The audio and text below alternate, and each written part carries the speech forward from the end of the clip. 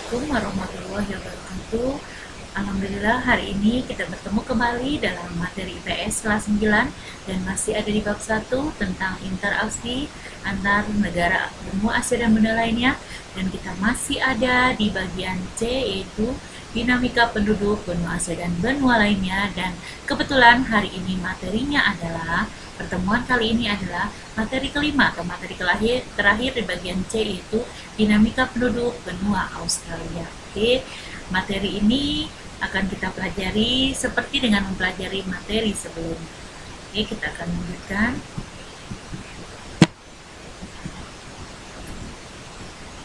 Dinamika penduduk benua Australia. Masing-masing kita akan pelajari ada 7 bagian.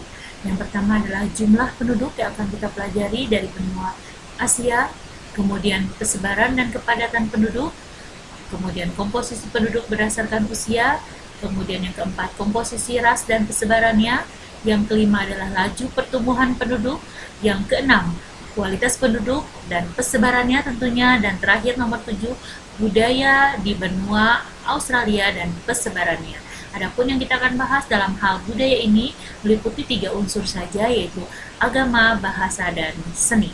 Oleh sebab itu, kita akan mulai saja pembelajaran tentang dinamika penduduk benua Australia. Kita mulai dari yang pertama, yaitu kita akan ambil, kalau kita belajar tentang dinamika penduduk, kita akan belajar tentang perubahan yang terjadi dalam kependudukan. Nah, di antaranya adalah kepadatan dan persebaran penduduk. Kita lihat peta kepadatan penduduk benua Australia. Diberikan gambaran di sini, diberi pada peta khusus ini terdapat legenda dengan simbol warna yang berbeda, walaupun pada dasarnya ini berwarna coklat muda. Nah, kalau yang lebih tua itu berarti yang kepadatan penduduknya lebih tinggi. Semakin muda warnanya berarti dia kepadatan penduduknya semakin rendah. Nah, itu saja yang di sini dibagi menjadi 8 negara bagian yang merupakan negara-negara bagian yang ada di negara dan benua Australia. Kita mulai saja. Nah, kalau tadi kita melihat peta khusus, yaitu peta kepadatan penduduk benua Australia, sekarang kita langsung ke peta umum, yaitu peta geografis dari peta benua Australia. Tadi sudah disampaikan, ini hanya menggambarkan tentang kenampakan alam saja, yaitu negara atau benua Australia ini terbagi menjadi 8 negara bagian saja yang pernah kita pelajari di letak dan luas benua Australia, termasuk juga kita belajar tentang kondisi alam negara Australia. Ada 8 negara bagian dari negara Australia. Kalian bisa melihat di sana ada Australia Barat, kemudian Australia atau Queensland, ada Australia Selatan, kemudian New South Wales, kemudian Victoria, dan sebagainya yang masuk ke negara bagian Australia. Kita lanjut. Nah, kita mulai dari bagian pertama tentang materi dinamika penduduk benua Australia, yaitu tentang jumlah penduduk. Dengan luas benua Australia sekitar 8.945.000 km persegi, ternyata jumlah penduduk negara benua Australia itu tahun 2015 adalah 23.900.000 jiwa. Lumayan sedikit dibandingkan dengan luasnya yang lebih dari 8 juta atau mencapai 9 juta kilometer persegi. Nah, kita lihat penduduk benua Australia tadi disebutkan memang jauh lebih kecil dari penduduk benua lainnya, apalagi dibandingkan dengan Asia, Amerika, Afrika, dan mungkin hanya bisa dibandingkan dengan Eropa saja, karena memang jumlah penduduk benua Eropa itu agak sedikit dekat dengan penduduk benua Australia. Tetapi kalau kita lihat kepadatannya dan jumlah penduduknya secara umum, memang Australia ini jauh sekali di bawah 4 benua yang sudah kita pelajari. Kita lanjut. Yang kedua adalah persebaran dan kepadatan penduduk. Untuk persebaran dan kepadatan penduduk benua Australia itu sebenarnya sama dengan benua-benua sebelumnya. Persebaran penduduknya tidak merata. Tidak merata karena memang kondisi geografis atau kenampakan alamnya yang menyebabkan persebaran penduduknya tidak merata. Sehingga akan kita bagi menjadi 3. Yang nomor 1, untuk kepadatan penduduk tinggi itu terkonsentrasi pada daerah pantai. Dan 85% penduduk itu tinggal di kota besar dan kota kecil yang iklimnya nyaman dan curah hujannya cukup. Dan itu ada di daerah pantai. Kemudian yang kedua, walaupun di daerah pantai ada daerah pantai Australia sebelah utara itu penduduknya jarang karena iklim tropis yang sangat kering. Jadi penduduk atau masyarakat atau penduduk Australia sulit untuk menyesuaikan diri dengan lingkungan tropis yang sangat kering ini. Kemudian yang ketiga, di sini pun penduduknya jarang, yaitu di daerah pedalaman dan pantai barat Australia. Karena daerah ini terlalu gersang. Nah itu dia, jadi kepadatan penduduk itu terkonsentrasi di daerah pantai, baik berupa kota besar maupun kota kecil. Alasannya adalah karena kota ini masyarakat itu mudah beradaptasi dengan lingkungannya karena iklimnya nyaman dan curah hujannya yang cukup. Sementara daerah-daerah lain itu penduduknya jarang dengan alasan kondisi geografis yang tidak memungkinkan. Oke, kita lanjut. Komposisi penduduk berdasarkan usia. Untuk negara dan benua Australia ini kita tetap bagi menjadi 3 bagian. Yang nomor 1, usia di bawah 15 tahun atau non-produktif itu sebanyak 18,3%. Yang kedua, usia antara 15 sampai 65 tahun itu sebanyak 67,7% atau biasa disebut dengan usia produktif dan angkatan kerja tentunya. Dan yang ketiga adalah usia di atas 65 tahun sebanyak 14%. Dilihat dari usia non-produktif antara usia 15 tahun, di bawah 15 tahun dan usia di atas 65 tahun, memang usia produktif lebih banyak karena mencapai 67,7%. Dan kalau kita lihat angka ketergantungan atau beban ketergantungannya pun hanya 20,7%. Itu adalah tentang komposisi penduduk benua Australia berdasarkan usia. Kita lanjut, laju pertumbuhan penduduk. Kalau kita melihat laju pertumbuhan penduduk, kalau dia tinggi atau sangat tinggi, maka jumlah penduduk akan bertambah secara cepat. Kalau laju pertumbuhan penduduk yang lambat, maka jumlah penduduk itu tidak terlalu cepat atau dalam kurun waktu 10 tahun hanya mengalami kenaikan sekitar di bawah 1%. Kita akan lihat benua Australia. Nomor 1, laju pertumbuhan penduduknya pada setiap 1000 penduduk terdapat 13 kelahiran. Berarti laju pertumbuhannya sebanyak 1,3% per tahun. Kemudian yang kedua, dengan selain angka kelahiran 13, ternyata angka atau tingkat kematiannya 7 jiwa pada tiap 1000 penduduk. Dan yang menyebabkan perubahan laju pertumbuhan penduduk juga atau laju penambahan penduduk adalah migrasi neto mencapai angka 8 karena memang daerah benua Australia ini memang salah satu daerah tujuan dari para pengungsi atau para imigran dari daerah lain di benua lain, contohnya dari Afghanistan, kemudian dari Timur Tengah, dan beberapa negara di kawasan Asia dan beberapa negara di Afrika yang mengalami konflik di wilayahnya. Maka tujuan yang paling favorit dari mereka adalah memang benua Australia. Selanjutnya, ras dan persebaran ras. Kalau kita lihat di negara-negara benua sebelumnya, pembagian ras penduduknya juga beragam. Demikian juga pembagian ras penduduk benua Australia. Yang pertama, yang kalian bisa lihat adalah umumnya sebagian besar 92% itu ras yang ada di sana adalah ras Caucasoid Europoid atau bangsa kulit putih. Sebagian besar mereka itu berasal dari Inggris dan Irlandia. Tapi ada juga yang datang dari Belanda karena tidak bisa dipungkiri karena yang pertama kali menemukan benua Australia adalah memang penjelajah Belanda. Itu diantaranya Abel Tasman dan Willem James.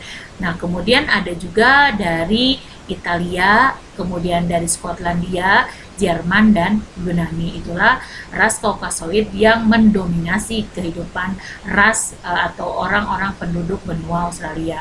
Kemudian yang kedua, ras Mongoloid dan imigran dari benua Asia. Itu ada sebanyak 7%. Yang terbanyak adalah dari Cina dan juga dari India. Dan beberapa penduduk atau para imigran dari benua Asia lainnya termasuk dari Indonesia. Dan yang ketiga adalah suku bangsa aborigin yang merupakan penduduk asli dan yang lainnya adalah 1%. Sebenarnya aborigin pun bukan penduduk asli. Seperti kita pelajari sebelumnya dalam kondisi alam tentang kondisi penduduk, aborigin ini sebenarnya berasal dari ras negroid yang berasal dari Afrika. Kemudian mereka bermigrasi, sebagian ada yang ke benua Australia dan sebagian ada yang ke daerah Indonesia bagian timur. Untuk orang aborigin ini sampai saat ini hanya tersisa 1%. Kemudian kita lanjut, kualitas penduduk berdasarkan HDI atau Human Development Index atau IPM atau Indeks Pembangunan Manusia. Secara umum, kualitas penduduk atau HDI dari benua Australia adalah sangat tinggi. Apa buktinya? Kita akan coba lihat. Nomor 1, indikatornya. Angka harapan hidup sejak lahir itu sangat tinggi, yaitu 82 tahun. Apabila angka harapan hidup itu tinggi atau sangat tinggi, maka sudah dapat dipastikan kondisi kesehatan dari masyarakat atau penduduk benua Australia sangat baik. Kemudian yang kedua, indikator yang kedua menandakan kualitas penduduk yang sangat tinggi adalah pendidikan sangat tinggi dengan lamanya pendidikan yang tempuh. Jadi tempuh bahkan sebagian besar penduduk itu sudah mengenyam pendidikan dengan lama lebih dari 20 tahun karena mereka sampai S2. Kemudian yang ketiga adalah tingkat penghasilan atau tingkat pendapatan per kapita per tahun sangat tinggi yang mencapai 42.880 US dollar berdasarkan sensus WPDS tahun 2015. Karena kalau kita melihat sebagian umum negara maju itu tidak mencapai 42.880 US dollar. Tapi untuk Australia karena dia sangat tinggi kualitasnya, dia lebih dari negara-negara maju lain. Dan makanya negara ini pun atau benua ini pun masuk ke kelompok G7. Kita lanjut. Budaya dan persebaran budaya dari penduduk benua Australia meliputi agama, bahasa, dan seni. Sama dengan benua-benua lain yang sudah kita pelajari, baik Asia, Amerika, Afrika, dan Eropa, Australia pun memiliki budaya yang beragam. Di antaranya, satu, budaya yang diusung oleh suku bangsa aborigin dan penduduk Selat Torres, dan yang kedua adalah budaya penduduk pendatang yang berasal dari Eropa, dan ini memperkaya kebudayaan Australia hingga hari ini. Dan kita akan membagi secara khusus budaya dan persebarannya ini. Nomor satu adalah unsur yang kita kenal sebagai agama. Untuk agama sesuai dengan budaya yang beragam dan jumlah penduduk dan ras yang ada di benua Australia, kita akan lihat itu pun akan sesuai dan sebanding dengan agama yang ada di wilayah benua Australia. Nomor satu, agama Kristen Protestan itu mencapai 61,2% karena memang sebagian besar penduduknya berasal dari Inggris dan Irlandia yang memang beragama Kristen Protestan, termasuk Belanda, kemudian Skotlandia, kemudian Yunani, dan juga Jerman. Itu adalah pemeluk agama Kristen Protestan. Kemudian yang kedua adalah agama Buddha. Agama Buddha itu dianut oleh para imigran dari India, mencapai 2,5%. Selanjutnya adalah agama Islam. Agama Islam itu 2,2% dan umumnya dianut oleh para imigran yang berasal dari negara-negara Asia lainnya, termasuk negara-negara yang berasal dari penduduk dari negara-negara Timur Tengah, termasuk juga dari Indonesia. Yang keempat, agama Hindu itu dianut oleh para pendatang atau imigran dari India 1,3%. Kemudian agama lainnya setelah kepercayaan asli penduduk pribumi. Nah, kalau kita lihat di sini, pemerintah negara Australia mengemukakan bahwa mereka sangat menghargai dan sangat membebaskan para atau penduduknya untuk menganut agama dan kepercayaan dan dilindungi oleh undang-undang yang ada di negara Australia.